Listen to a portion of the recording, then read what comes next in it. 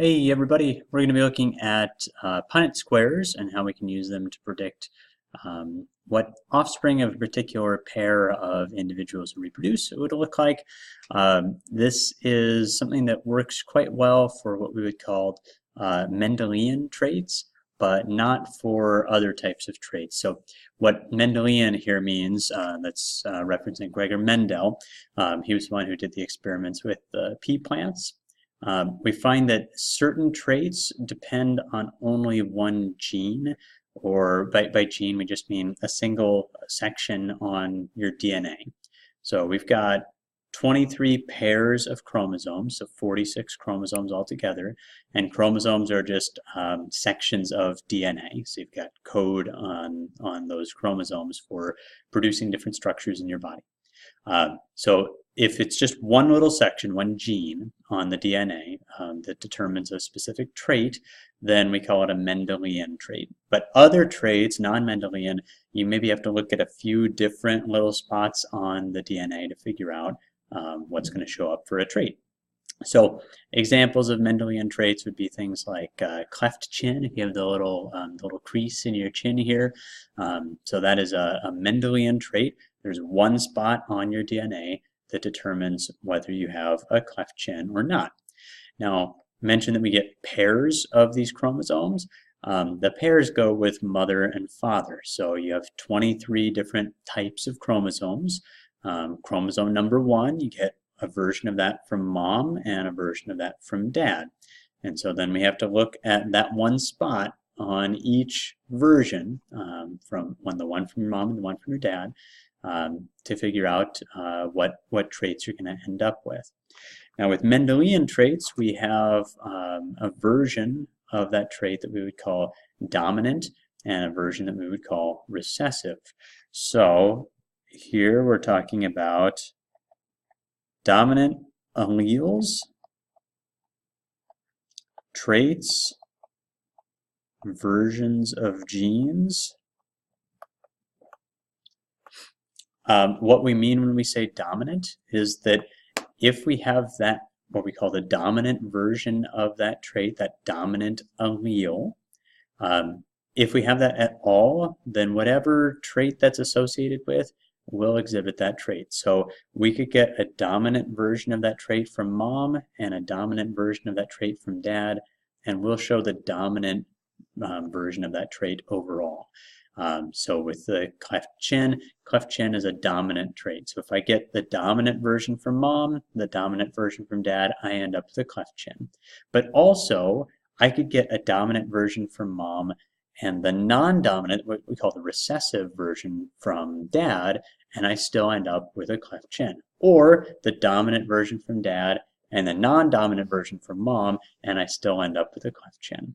The only way I don't have a cleft chin, so mine is not a cleft chin, the only way that I don't end up with a cleft chin is if I get the recessive version from mom and the recessive version from dad. So if I have one of each, the winner is the dominant version of that trait, the dominant allele. So typically, we show dominant versus recessive alleles as capital or lowercase versions of a particular letter. So if we're using a cleft chin as an example, we would use a C, where a capital C is the dominant version, the dominant allele, that is associated with a cleft chin in this case. Whereas a lowercase c would be the recessive form of that, or the recessive allele, and that would go with no cleft chin.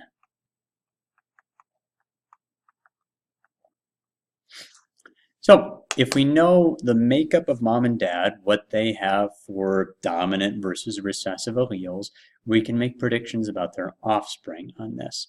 Now that can be a little tricky. My mom and dad both have cleft chins, but I can't tell just from looking at them whether they each have two versions of the dominant, whether my dad got dominant from his mom and dominant from his dad, or whether they have a mix. So if they had one dominant and one recessive, they would still have the cleft chin.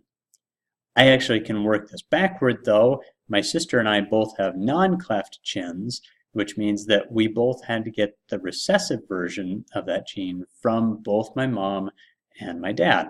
So I know that my mom and dad both have a recessive version. I can see that they have a cleft chin, so that tells me that they both have the dominant version as well. So for mom and dad, my mom and dad, they've got one of each. Now, if we look at that example here, we'll do a Punnett square to map out where things will fall for mom and dad's offspring, or at least hypothetically where they would end up. What are the odds of these different combinations? By convention, we'll do dad up top and mom on the side. And for my mom and dad, they have alleles that look like this. Big C, little c for dad, big C, little c for mom. Now, in the middle of this square is going to be the information for me and my sister and other potential siblings. So this is helping us work out the likelihood of a cleft chin and potential offspring for my mom and dad.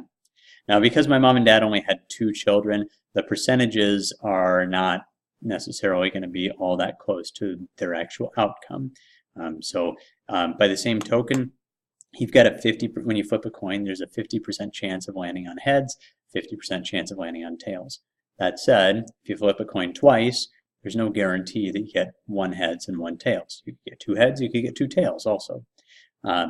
There's a rule in statistics that basically says when we have those statistical, those somewhat random events, that really you have to have a large number of those events before the percentages work out pretty closely.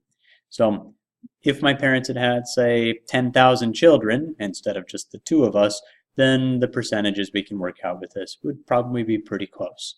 But as it is, they don't come out quite right. That's fine. So to fill in the Punnett square then, I've got these different boxes that correspond with different combinations from mom and dad. My dad is equally likely to give me a big C or a little c. There's a 50% chance that he'll give me a big C, 50% of a little c, and same chances for my mom. 50% chance for big C, 50% chance for little c. She's got one of each. Which one she passes on is completely random, 50-50 shot. So in this box, we just go columns and rows on this. In this box right here, I've got the column is a big C from dad up at the top. The row is a big C from mom on the side. So this one represents mom and dad each giving a big C. Down in this bottom right one, the column corresponds to a little c from dad and the row to a little c from mom. So little c, little c. The 2 other ones end up being a mix. So up here, I've got a little c from dad and a big C from mom. The convention is we write the big one first. Doesn't matter who it came from. We just write the big one first. So big C, little c. And then down here, it's flipped. Big C from dad, little c from mom. But we always write big C first anyway. So that one will look exactly the same. So out of all the offspring that my parents could have had, we would expect that this represents the likelihood of what they would end up with for their genetics, for their versions of these alleles. So out of those 4 boxes, we see all the possibilities. We've got 2 big C's, a big C and a little c, or 2 little c's. Those 3 possibilities are the 3 possible genotypes for my parents' offspring. My dad's genotype is big C, little c. My mom's genotype is big C, little c. And then their offspring's genotypes could be big C, big C, big C, little c, or little c, little c. Genotype just describes what we actually have in the genes, whereas the manifestation of that, what we actually see from the person, cleft chin or no cleft chin, we'll call that the phenotype. So here I've got for mom and dad's offspring,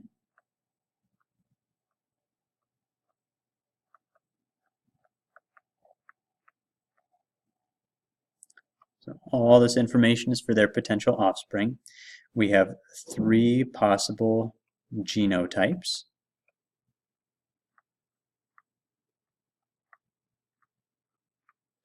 And those 3 possibilities are big C, big C, big C, little c, or little c, little c. Now if I look at the Punnett square that I've made here, I see that those don't all appear equally likely. I've got more of the cases of big C, little c, so we'll work out some averages on this. But first, just the names on this. If it's two of the same letter, we call it homozygous, homo meaning same here, homozygous. Homozygous down here too. But we don't want to use the same term for both of those possibilities, so we call the top one homozygous dominant, because it's two of the dominant forms of that trait, two dominant alleles, and this one homozygous recessive, two recessive alleles. And then the middle one that's a mixture of the two, we use heterozygous, hetero meaning different, so we have two different alleles there, heterozygous. All right, now those three different possible genotypes get us to only two possible phenotypes. You either have a cleft chin or you don't. You don't have like an extra cleft if you have two of the dominant alleles. So we have two possible phenotypes.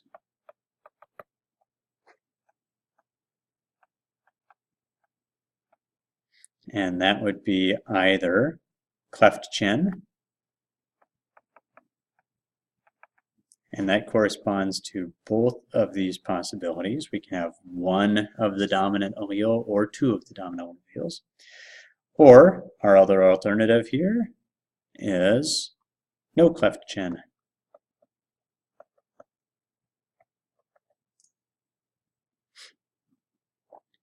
All right, so now we can start thinking through our averages, or our likelihood of each of these different possibilities.